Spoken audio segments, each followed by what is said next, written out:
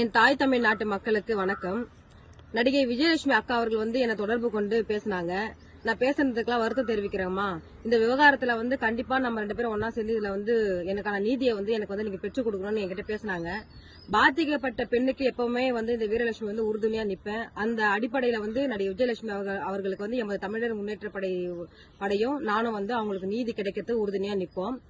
அவங்க பேசிட்டு இருக்கிறப்ப ஒரு அதிர்ச்சியான ஒரு செய்தி என்கிட்ட சொன்னாங்க. அதை கேட்டவுடனே எனக்கு ரொம்ப மன அழுத்தமாச்சு.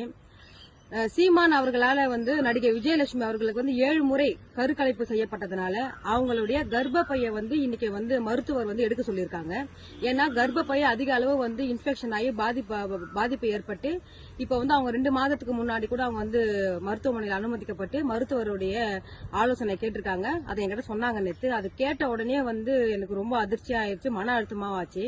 அப்ப நான் விஜயலட்சுமி அக்கா அவர்கிட்ட சொன்னேன், நீங்க இந்த விவகாரத்துல நம்ம போராடுகின்ற நேரத்துல யாருமே நமக்கு ஒரு உறுதுணையா நிக்கல. அப்போ நம்ம புகார் கொடுக்கறப்ப, ஆனா உங்களுடைய பாதிப்பு நாட்டு மக்களுக்கு தெரிஞ்சு கண்டிப்பா ஒரு நாள் தமிழ்நாட்டில் இருக்கிற மக்களும் தமிழ்நாட்டில் இருக்கக்கூடிய பெண் தலைவர்களும் உங்களுக்கு பாதுகாப்பு அரணா நிப்பாங்க அப்படின்னு நான் சொன்னேன். அந்த அடிப்படையில நேற்று கனிமொழி எம்பி அம்மா அவங்களும் நாகை எம்பி அக்கா சுதா அவர்களை நடிகை விஜயலட்சுமி அவர்களுக்கு ஆதரவா குரல் கொடுத்திருக்காங்க.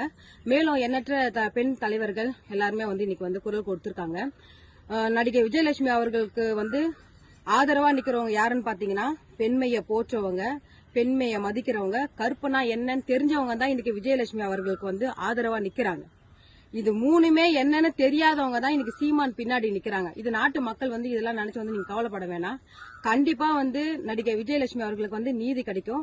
அந்த நீதி விரைவா கிடைக்கிறதுக்கு எமது தமிழர் முன்னேற்ற படை சார்பாக நாங்க விஜயலட்சுமி அவர்களுக்காக சென்னை வள்ளுவர் கோட்டத்துல நான் உண்ணாவிரதம் இருக்கலாம் நாங்க ஏற்பாடு செஞ்சுட்டு இருக்கிறோம். இந்த விஷயத்தை நாட்டு மக்களுக்கும் ஊடகத்துக்கும் நான் தெரிவித்துக் கொள்கிறேன்.